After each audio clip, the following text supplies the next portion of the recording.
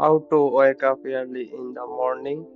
8 tricks that helps if rise and shine in your life is more like heat, snow and wind.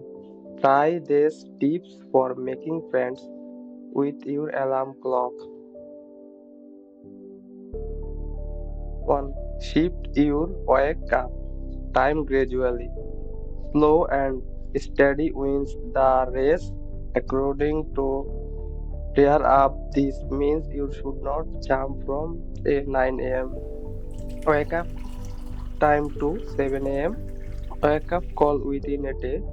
Your body will not get the rest it needs if you're cutting into your sleep time, and the rest will not be unstable. Do not sleep late on the weekends. If you're running on empty by the time Friday rolls around, you may be dreaming of a Saturday sleep in session, but staying in bed until 11 a.m. on the weekend will unravel your efforts during the week, interrupting your natural body clock.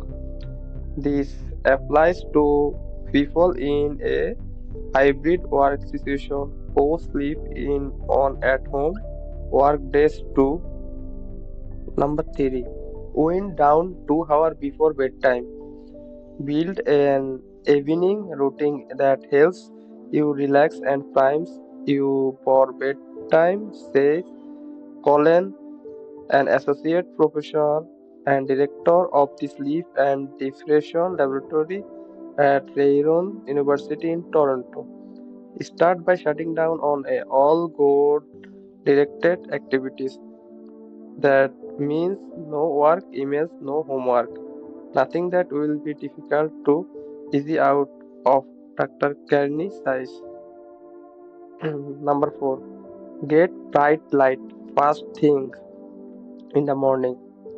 Bright lights on your device can make it harder for you to go to sleep, but it has the same effect in the morning too. Klein recommended opening your blinds for ex- expose to sunlight as soon as you start your day.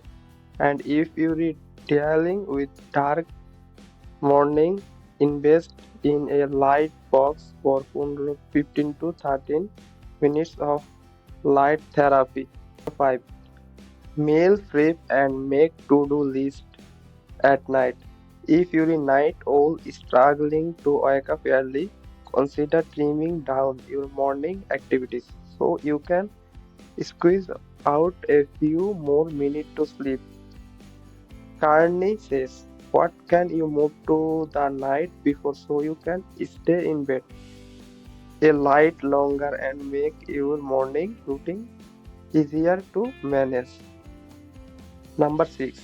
Avoid caffeine after lunch.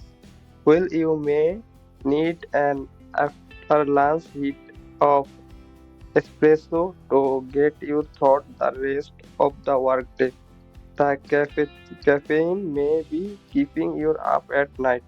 That's why Young recommended cutting off the caffeine after about 12 p.m.